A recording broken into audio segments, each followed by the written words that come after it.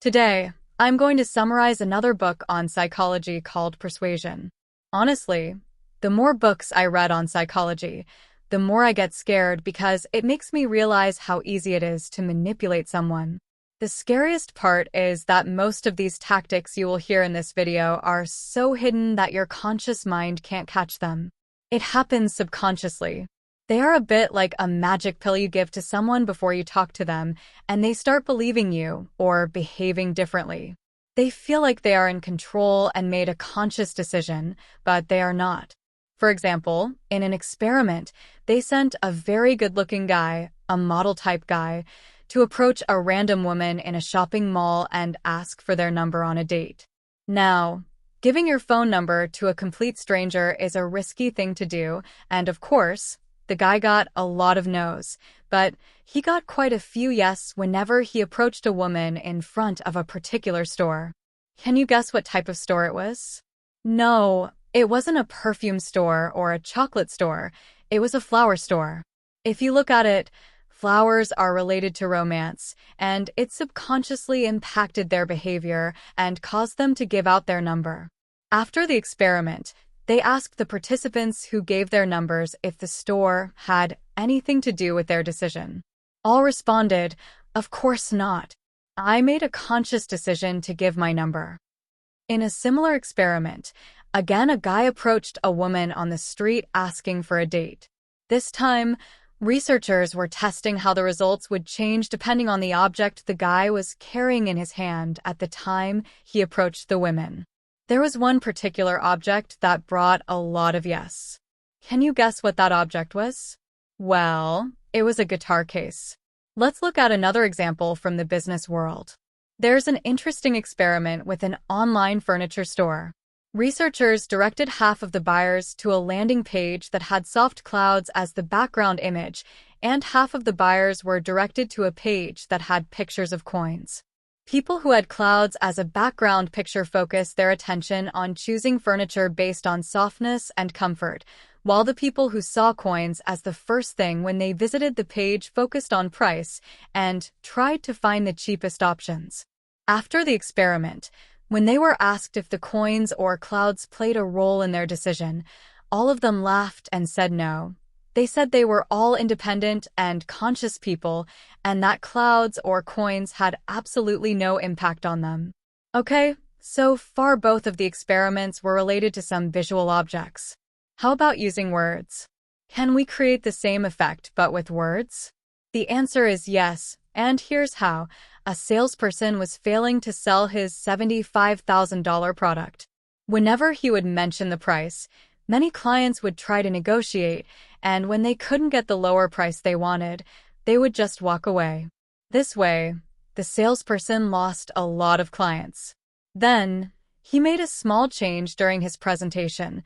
Before mentioning the price, he would jokingly say, "Well, obviously I can't charge you $1 million for this product." Whenever he mentioned this sentence, almost no one tried to negotiate the price or complained that $75,000 was a lot of money. Why? Because $75,000 seemed quite a small amount compared to $1 million. And yes, I absolutely agree with you that jokingly mentioning $1 million has nothing to do with the $75,000 product and it shouldn't change people's behavior, but that's not the reality. The reality is that it subconsciously impacted people's perception of the price. In another experiment, marketers wanted the customers to test a new energy drink and give them feedback. Many people didn't agree, which is kind of understandable because the product was new and this could create resistance. So, marketers tried another tactic. This time, before making the request, they asked people if they considered themselves to be adventurous people. Many of them said yes. They were adventurous, and then when they were offered to try out the new energy drink, they agreed. I would like to give you an example that happened to me personally. Once, I was meeting with a banker, and somehow we ended up talking about the investment products they were offering. He described a few products, but none of them got my attention, so I was half listening and half thinking about when I was going to leave. But then, before describing the next product, He said something that made me wake up, lean forward, and listen carefully. He said, "The next product I'm going to talk about is the one that I would recommend even to my mother to invest in." As soon as I heard this sentence, I felt strong trust towards him and the product. He probably didn't do it on purpose, but he activated one of the most powerful persuasion principles that Robert Cialdini calls unity. Unity refers to a shared identity that both the influencer and the influencee are part of. The idea that we share an identity with someone else causes us to want to say yes to them to a much greater extent than to someone who's outside that unit. If a communicator can show that he or she belongs to the same group as we do before delivering the message, then we are much more open to cooperating with that person or believing him or her. Let me give an example. A big concern of investors has always been what happens to Warren Buffett's firm, Berkshire Hathaway, when he's no longer in charge. In a letter to shareholders regarding succession plans, Buffett wrote, "I will tell you what I would say to my family today if they asked me about Berkshire's future." With that language, Buffett was highly convincing because he said he was advising readers in the same way he would advise a family member. The most powerful form of unity is in the family. People go to great lengths, even risking their lives, to help close relatives. Robert shows you how you can use family-driven unity even when you are trying to influence people who aren't your own relatives. In one of his college classes, Robert wanted students and their parents to fill out a questionnaire. Student compliance was always very high, but parents typically responded at a far lower rate, often below 20%. One small tweak increased the parent response rate to 97%. What was this simple tweak? Robert said he would give the students an extra point on one test if their parents completed the survey. 1 point on one test in a semester-long course is an inconsequential benefit.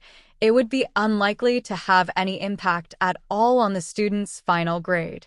But by invoking the concept of helping a family member, he increased the response rate fivefold, from poor to nearly perfect. The implications of these studies and examples are huge. This means if I can shift your attention to, let's say, helpfulness, fairness, or romance before I deliver my message, then at that moment, you become a helpful, fair, or romantic person. In other words, by using persuasion tactics, I can change your identity in that particular situation. I can change who you are, how you perceive yourself, and how you perceive me and my message. This next experiment is pretty impressive and will explain why we get influenced so easily. In Belgium, researchers brought a group of people together and showed them a picture of a household object, but with a different background image. They divided the people into 3 groups. In the background picture of the first group, there was a single person standing alone. The second group's background picture had 2 people standing next to each other separately.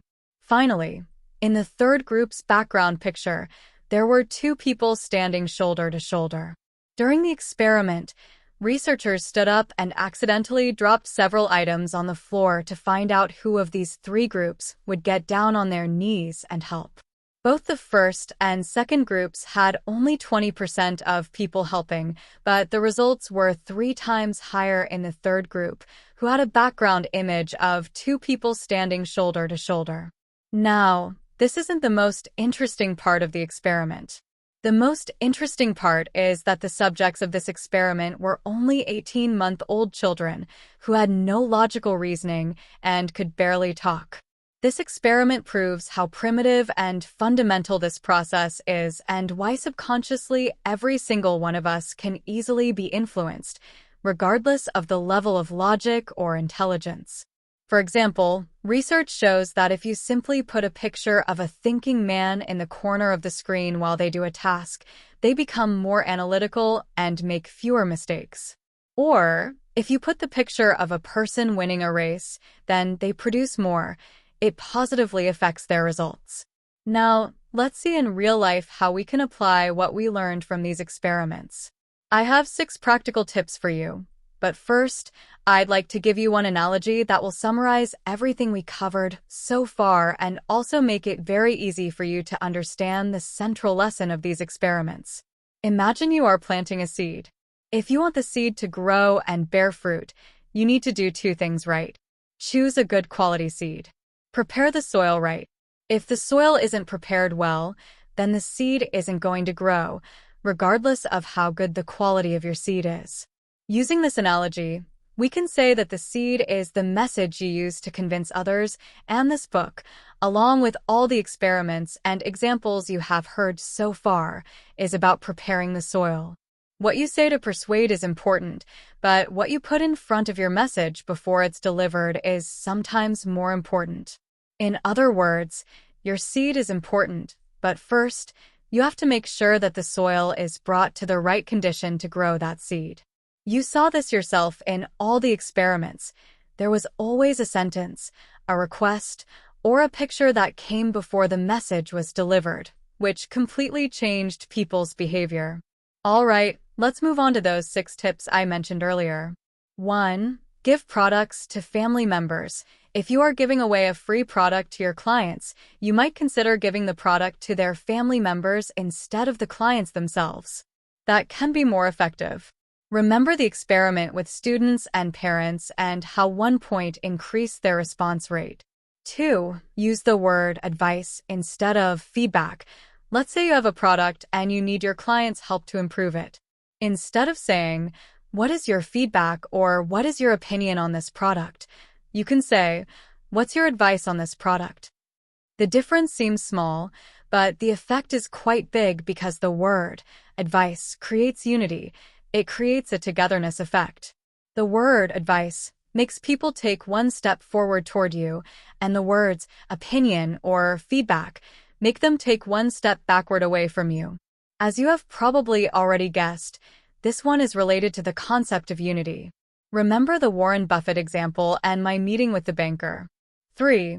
Timing is key for salary raises. If you're planning to ask for a salary raise at work, do it at a time when you have received nice feedback from customers or when you have achieved something great at work. This is the time when the results of your great work are in the center of attention. This tip is related to the energy drink experiment. 4. Invoke unity as a student. If you are a student trying to convince other students to donate to some cause, mention that you are also a student. This would automatically activate the unity principle and increase donations. Again, this one is also related to the unity principle. 5. Decorate your environment. Decorate your environment according to your goals. Until reading books like this one, I used to believe that it was silly to write motivational phrases or words on office walls. You've probably seen such phrases like courage, success, winning, quality, and customer first, etc. It turns out that these things actually work and impact us subconsciously. Think about the things you're trying to achieve and how you can decorate your room to put you in that state of mind. For example, when my goal was to make $10,000 per month, I went on Amazon and bought a fake $10,000 stack and put it on my desk to remind me of my goal. When I wanted to invest more, I printed out a phrase that said, "Make money work for you," framed it as a picture, and put it on my desk. You can also do small things, such as changing the background picture on your phone or computer. You can listen to different types of music according to the type of work you're doing. If the task requires you to be highly focused, just Google music for focus and listen to it while working on that task. For example, before I start writing scripts such as this one, I always watch a video from my favorite YouTuber. I like his videos because they're high quality and he can explain complex topics in a very simple way. Just passively playing some of his videos before I start writing scripts puts me in the right mindset, where I'm also focused on quality and simplicity. 6. Set the right mindset before delivering your message. Bring the person to the right mindset before you deliver your message. Let me explain with an example. Once, I wanted to convince one of my colleagues to do things differently in our project. Both of us knew that this change would be great for the project. However, he simply didn't want to do it because it would mean extra work for him, especially at the time when we had a few other arguments in previous days. He was in a mindset where he would just disagree with whatever I suggested. After 2 failed attempts to convince him, I tried a tactic from this book, and it worked. What did I do differently this time? Well, before I opened the topic, I said this. Do you remember 3 months ago when you suggested a change that I disagreed with? But since it was for the benefit of the project, I agreed to do it. He said yes. I continued, thanks to that change you suggested, we have great improvements in our project. At the time, I was against it, but I agreed to what you suggested because it was best for the project. It wasn't about you nor about me. It was about what is best for the project.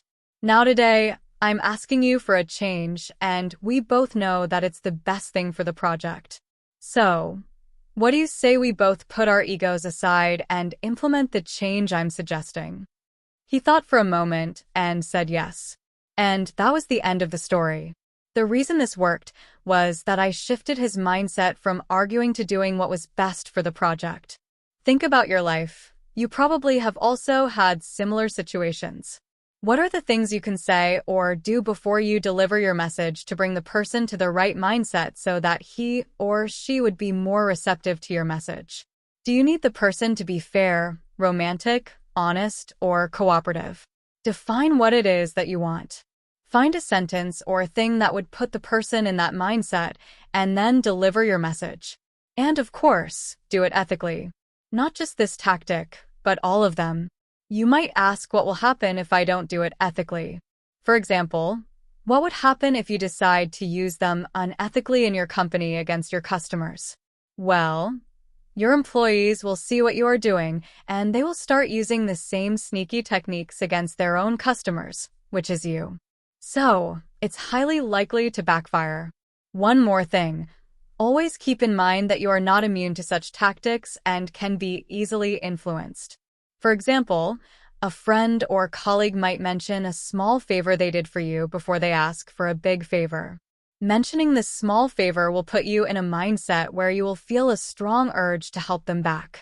Helping others who helped us is deeply coded into our DNA, and it's very hard to fight against it. If the favor they ask is equal to the favor they did for us, then all is good. But sometimes they use their small favor as bait to get you to agree to something much larger. So, in situations like this, don't give an answer right away.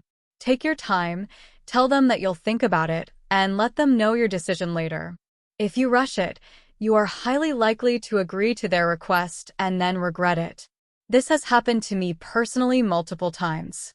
I have agreed to do things that I regretted later. Finally, my goal with this video is twofold. To increase awareness about the weaknesses that every single one of us possesses so that we can protect ourselves. To show you ways you can apply these tactics ethically in your life, job, or business. I hope this was a useful video. If you want to see similar videos to this one, then check out the video you see on your screen. Have a great day.